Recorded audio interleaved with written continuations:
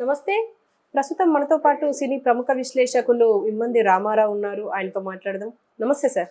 నమస్తే అమ్మా. సార్, రాజా సాబ్ గ్లిమ్స్ విడుదలవ్వబోతోంది. ప్రభాస్ మారుతి డైరెక్షన్లో రాబోతుంది. ప్రభాస్ హీరోగా ఉండబోతున్నారు. సో ఈ గ్లిమ్స్ కి సంబంధించి ఒక ఫోటో ఇప్పటికి విడుదలయ్యింది. ఆ ఫోటోలో అటు తిరిగి ఉన్నప్పటికీ చాలా మందికి ఎక్స్పెక్టేషన్స్ పెరుగుతున్నాయి. ఎలా ఉండబోతోంది అని చెప్పేసి మీరేమంటారు సార్? ఈ సినిమా మన ప్రభాస్ గారి కెరియర్లో ఒక మంచి ఫ్యామిలీ ఎంటర్టైనర్ అవుతుంది అన్నమాట. జస్ట్ లైక్ అది మిర్చి లేదా డార్లింగ్ ఇట్లాంటి సినిమాలో పోగు చెందుతుంది. ఇక్కడ ప్రభాస్కి ఎలా ఉందంటే ఈరోజు మళ్ళీ ఓసారి తిరగబడింది దశ. వ్యూవర్స్ చాలా ఎక్కువ మంది అయిపోయారు. ఇప్పటికే 1100-1200 కోట్ల రూపాయలు వసూలు చేసింది. అసలు ప్రభాస్ సినిమా అంతా అయిపోయిందని మొదటి రోజు ఒక ఫేక్ న్యూస్ వస్తే దాన్ని తిప్పి కొట్టింది మనమే. మొట్టమొదటిసారిగా తప్పకుండా 500 కోట్ల క్లబ్లో చేరుతుంది, అంతకంటే మించిన ఆశ్చర్యకరం లేదని చెప్పింది మనమే, సగర్వంగా చెప్పగలం.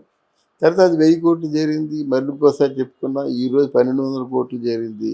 ఎందుకు చెప్తున్నానంటే ఈయనకి ఈ తాలూకు ఫ్యాబ్యులస్ నేము బాగా సర్క్యులేట్ అయింది ఆల్ ఓవర్ ద వరల్డ్. ఒకసారి ఇప్పుడు మన పవన్ కళ్యాణ్ నేమేటి బస్ ఆ తాలూకు ఆ నేమ్ అండ్ ఫేమ్ బాగా జనాల్లోనూ పల్లెటూరులో కూడా స్ప్రెడ్ అయిపోయింది.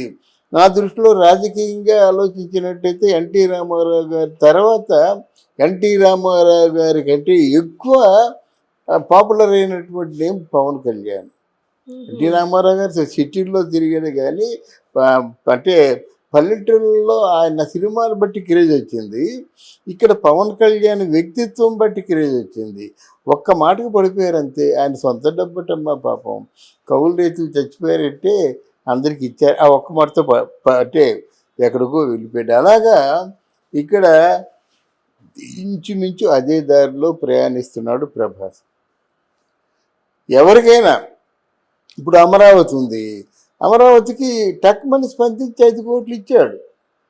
మరి అమరావతి ప్రజలు మర్చిపోతారా? అలాగే ఎవరికైనా ఆపదలు ఉంటే ఆపన్నహాసం అంటారన్నమాట. అంటే ఆపదలు ఉంటే మనకి తిరిగి వెళ్ళే వాళ్ళకి భోజనం పెట్టడంలో కానీ, ఆర్థిక సహాయం కోసం వెళ్ళే వాళ్ళకి ఆదరణ చూపించడంలో కానీ ప్రభాస్కి మంచి పేరు వచ్చింది. ఈ విషయాలు ఎందుకు చెప్తున్నానంటే ప్రజల తాలూకు అపేక్ష ముందు మీ మీద నాకు మంచి ఇంప్రెషన్ ఏర్పడితే మీరు ఏం చేసినా బాగుందనిపిస్తుంది. మీ మీద నాకు మంచి ఇంప్రెషన్ ఏర్పడితే ప్రజలు ఏంటంటే ఎవరినైనా మార్చవచ్చు కానీ ప్రజలు అభిమానులు మనం మార్చలేము. అలా పెరిగిపోతుంటుంది అన్నమాట. దేవుడు మొక్కుతుంటారు. ఈరోజు పవన్ కళ్యాణ్ ఫోటోలకి బొట్టు పెట్టి దండం వేసి దండం పెట్టుకుంటారు. అలా చేయవలసిన అవసరం ఉన్నా ఒకవేళ అది కొంచెం మంచిది కాకపోయినా సరే వాళ్ళు అంటే అభిమానం అలా ఉందన్నమాట. అలాంటి అభిమానాన్ని సంపాదించుకున్న వ్యక్తి ప్రభాస్ గనక ఆయన మీద ఈయన మారుతి తెలివైన డైరెక్టర్. అందులో ఏ ఉన్నా ఏమి లేకపోయినా మారుతి గారు క్షమించాలి. అంటే విషయాన్ని చాలా అర్థవంతంగా తీర్చిదిద్ది ఆ సెల్యులాయిడ్ మీద బాగా ప్రజెంట్ చేసి సమర్థత ఆయనకి ఉంది. అంటే ఒరిజినల్గా ఆయన ఆర్టిస్టు, రేఖా చిత్రాన్ని బాగా వేస్తాడు. ఆర్టిస్ట్ అంటే డీప్ అబ్జర్వేషన్ ఉంటుంది. అంటే డీప్ అబ్జర్వేషన్ ఈ డైరెక్షన్కి బాగా పనిచేస్తుంది. డైరెక్టర్స్లో కొంతమంది చాలా మంచి ఆర్టిస్టులు ఉంటారు. ఆర్టిస్ట్ ఏంటంటే అక్కడ రూపాయిని ఎలా చూసారో అలా వేసేస్తున్నారంటే డీప్ అబ్జర్వేషన్ అన్నమాట. అలాగే ఆయన కూడా అబ్జర్వేషన్లో చాలా మంచి కథలు రాసుకున్నాడు. వరుసగా హిట్ అయినాయి ఆ సినిమాలన్నీ. కనుక ఈ ప్రభాస్ బాడీ లాంగ్వేజ్ బట్టి ఒక ఫ్యామిలీ ఎంటర్టైనర్ తీస్తారని ఆలోచన ఉంది. అంటే ఇప్పుడు మారుతి డైరెక్టర్ ఇప్పుడు ప్రభాస్ని హ్యాండిల్ చేయగలరంటారా? అంటే ఒక పాన్ ఇండియా స్టార్, ఇప్పుడు పాన్ ఇండియా మూవీ అని చెప్పేసి ఒక అంటే ప్రభాస్ని హ్యాండిల్ చేయగలరంటే ఇప్పుడు రాజమౌళి తర్వాత నాగశ్విన్ వాళ్ళు ఖర్చు పెట్టినంత ఖర్చు పెట్టాడు. ఇక్కడ అది కోట్లలో 100 కోట్లలో డబ్బు ఉంది. ఆ డబ్బుతో గ్రాఫిక్స్ ఇవన్నీ స్పెషల్ ఎఫెక్ట్స్ ఇవన్నీ ఒక సీన్ సన్నివేశం తీయాలంటే 1 రోజు 2 రోజులు 3 రోజులు తీస్తారు. అదే ప్రభాస్తో రాజాసాబులో ఓ 3 రోజులు షూటింగ్ చేస్తే బడ్జెట్ వర్కౌట్ అవ్వదు. అది మనం ఆలోచించుకోవాలి కదా. అంటే ఈ ప్రభాస్ని హ్యాండిల్ చేయగలిగితే డైరెక్టర్గా హ్యాండిల్ చేస్తాడు ఇక్కడ. కానీ ఆయనకి ఉన్నటువంటి వనరులు తక్కువ, వాటినే సరిపెట్టుకొని సినిమా తీయాలి. కనుక ఏమవుతుందంటే మీరు ఆ స్థాయికి ఎక్స్పెక్ట్ చేయకూడదు, ఆ స్థాయికి ఎక్స్పెక్ట్ చేయొద్దని చెప్పేసి ముందుగా ప్రేక్షకుని కూడా ప్రిపేర్ చేయాలి. కానీ ఇప్పుడు ఆయన లుక్ చూస్తుంటే, అంటే బ్యాక్ సైడ్ నుంచి లుక్ చూస్తుంటేనే అంటే ఒక రకంగా చాలా అందంగా ఉంటారు అని చెప్పేసి, అంటే ఇంతకు ముందు మనం సలార్ చూసుకుంటే అందులో మొత్తం బ్లాక్ షేడ్, ఇందులో కలర్ఫుల్ గా ఉన్నారు ప్రభాస్ అని చెప్పేసి, అంటే అమ్మాయిల మనసులు కొల్లగొడతారు అని చెప్పేసి కూడా మాట్లాడుతున్నారు. మీరే అవునమ్మా, ఇప్పుడు ఆయన కలర్ఫుల్గా ఉండబట్టే డార్లింగ్ అయ్యాడు. ప్రభాస్ పలకరించడం కాదు, మనకు కనిపించిన అమ్మాయిలందరూ అందరికీ డార్లింగే. ఈ డార్లింగ్ అనే పదం ఏంటంటే, మొన్న త్రిష వచ్చింది, వాళ్ళిద్దరూ చూపులు చూసుకున్నారు, వీడియోలో చూసే ఉంటారు. అంటే మింగేసేలా చూసుకున్నారు అన్నమాట. ఏంటంటే వర్షంలో ఇద్దరు మంచి క్లోజ్గా నటించారు. అక్కడి నుంచి ఆవిడ అంటే ఆ అనుబంధాన్ని మర్చిపోయినటువంటి పరిస్థితి అన్నమాట. ఇదంతా ఎందుకు చెప్తున్నానంటే ఆయన పర్సనాలిటీ అండి. ఆ పర్సనాలిటీని ఎవరు మర్చిపోలేరు. చక్కని పర్సనాలిటీ. రాజే కనుక రాజు క్యారెక్టర్ వేసినా, లేకపోతే ఒక 6 అడుగులు అందగాడు, 6 అడుగులు పైన 6 అడుగుల 2 అంగుళాలు అందగాడు కనుక సహజంగా ఏ అందమైన ఆడిది కానీ, ఏ కొంచెం అభిరుచి గల ఆడిది కానీ కోరుకుంటారు. కోరుకోవడం తప్పు లేదు. అంటే కృష్ణుడిని ఎంతమంది కోరుకున్నారు, తప్పు లేదు. కానీ బట్ ఆయన మాత్రం ఆయన పాత్రని చాలా ఈజీగా పోషిస్తాడు అన్నమాట. పెద్ద కష్టపడవలసిన అవసరం లేదు కదా. షూటింగ్ ఉందంటే ఓ రోజు 2 సీన్లు 3 సీన్లు అయిపోయి పరిస్థితి ఉందన్నమాట. ఓ 2 సీన్లు చేసేయగలడు. ఉదయం స్టార్ట్ చేస్తే మధ్యాహ్నానికి ఒక సీను, ఆఫ్టర్నూన్ స్టార్ట్ చేస్తే సాయంత్రానికి ఒకటి సీను. అలాగా ఈ సినిమా మాత్రం హ్యాండిల్ చేయడం అంటే సబ్జెక్ట్ని హ్యాండిల్ చేస్తాడు.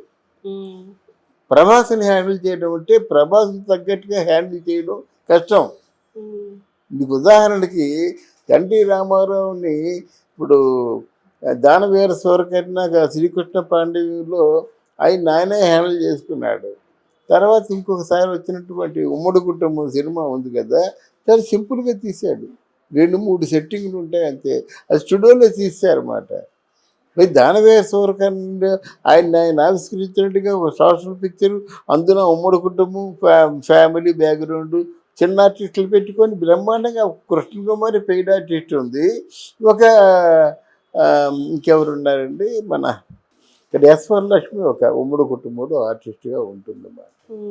ఇదంతా ఎందుకు చెప్పానంటే ఆ సినిమా పరిధిని బట్టి దాని బడ్జెట్ ఉంటుంది, బడ్జెట్ని బట్టి మేకింగ్ ఉంటుంది, చూడాలి. బట్ క్యారెక్టర్ని మాత్రం చాలా ఆయనకి సాధ్యమైనంత వరకు బాగా హ్యాండిల్ చేస్తాడు. అది చెప్పగలం. అండ్ ఏంటంటే ఇప్పుడు ఆల్రెడీ రాధేశ్యామ్ ఒక లవ్ డ్రామా లాగా వచ్చి దగ్గర ఫ్లాప్ అయిపోయింది. ఇప్పుడు ఈ రాజాసాబ్ అనేది హిట్ అయ్యే అవకాశం ఉంది అంటారా?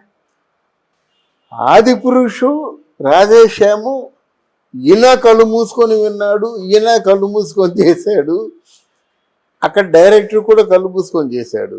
అలాగే ఆదిపురుషు ఏంటంటే అనేదో వాల్మీకి రామాయణం చేస్తాడు, రామాయణ మర్మాల్ని చెప్తాడు అనుకున్నట్టయితే ఆయనకి తోచింది ఆయన చేశాడు. ఏదో మన కార్టూన్ ఫిగర్స్ ఉంటాయి కదా, కార్టూన్తో బొమ్మలు వేసేటువంటి విధంగా చేశాడనమాట.